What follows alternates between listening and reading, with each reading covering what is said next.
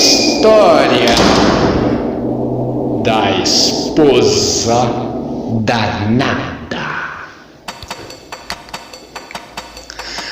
Não sei quanto de nós haviam conseguido decifrar de uma maneira ou de outra aquela história que, sem perder em meio a todos os cartapácios de copas e ouros que surgiam exatamente quando desejávamos uma clara ilustração dos fatos.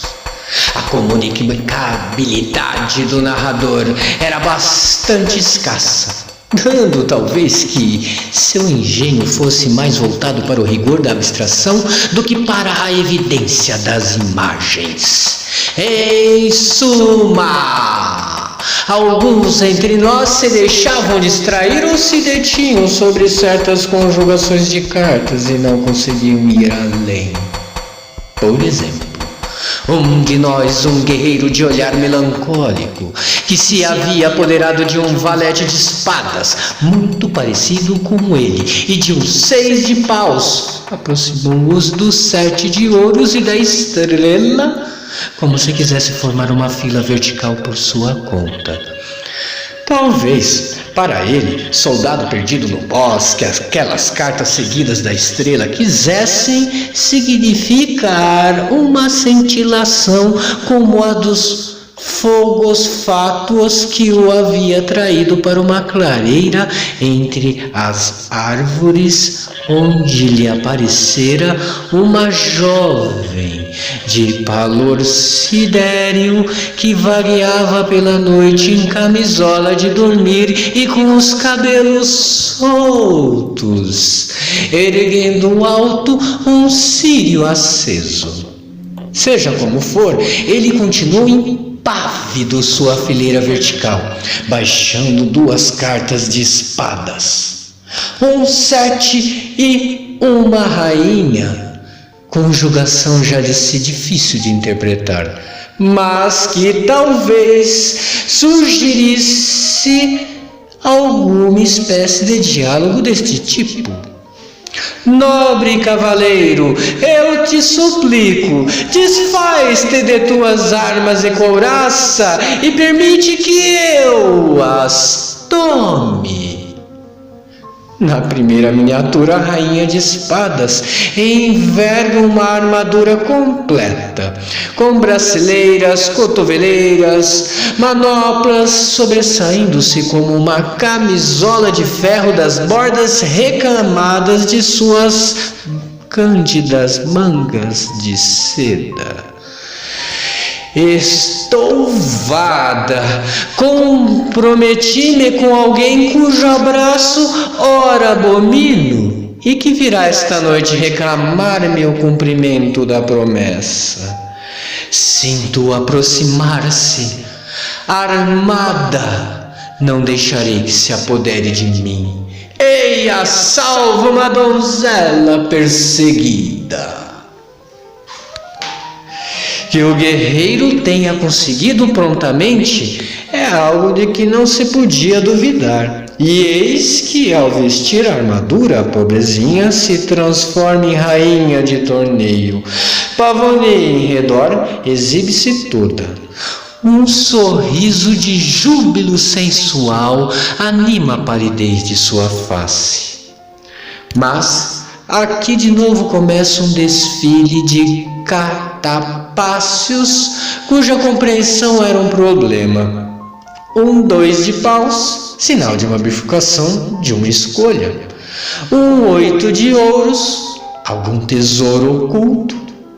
Um 6 de copas, um convite amoroso. Tua cortesia merece um galardão, deve ter dito a jovem do bosque. Escolhe o prêmio que preferes. Posso dar-te riqueza ou então... Ou então... posso me dar a ti. A mão do guerreiro baixou sobre o naipe de copas. Havia escolhido o amor. Para a continuação da história, devíamos deixar trabalhar a imaginação. Ele já estava nu ela afrouxou a armadura que acabara de vestir e, através das placas de bronze, nosso herói conseguiu chegar a um seio tenro e tenso e túrgido, insinuou-se entre o ferro e o coxote e a tépida coxa. De caráter reservado e púdico, o soldado não se alongou em pormenores.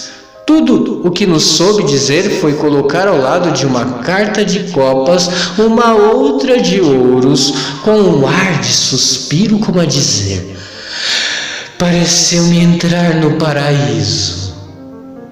A figura que depositou em seguida parecia confirmar a imagem dos umbrais do paraíso, mas ao mesmo tempo interrompia bruscamente a entrega voluptuosa.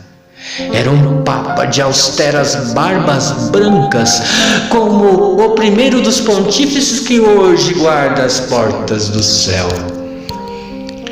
Quem está a falar de paraíso? No alto do bosque, em meio às nuvens, apareceu São Pedro trovejando em seu trono. Para esta, nossa porta estará fechada por todo sempre. O modo como o narrador depositou uma nova carta, com um gesto rápido, mas mantendo-a escondida e com a outra na mão tapando os olhos, como que nos preparava para uma revelação.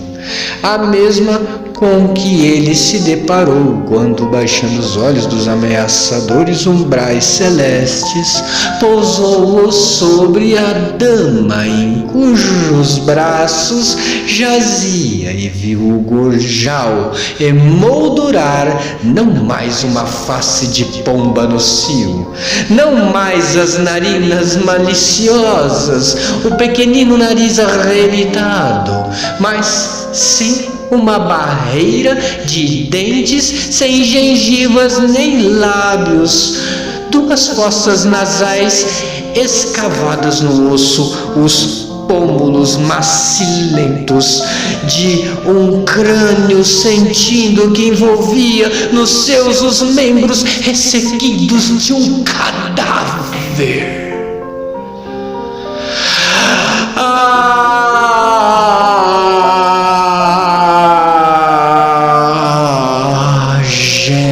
Da aparição do arcano número 13, a legenda, a morte, não figura nem mesmo nos maços de cartas em que todos os arcanos menores trazem escritos os seus nomes. Havia reacendido em todos nós a impaciência de conhecer o final da história. O 10 de espadas, que vinha agora, seria a barreira dos arcanjos que vedava a alma danada o acesso ao céu. O 5 de paus indicaria uma passagem através do bosque. Nesse ponto, a coluna de cartas se havia ligado ao diabo, colocando naquele ponto pelo narrador precedente. Não era preciso conjecturar muito para compreender que do bosque havia saído um noivo tão temido pela defunta prometida. Beelzebu em pessoa, que exclamando: não adianta, minha querida, trapacear nas cartas. Para mim, todas as tuas armas e armaduras, 4 de espadas, não valem 2 vinténs, 2 de ouros. Levou-a consigo para debaixo da terra.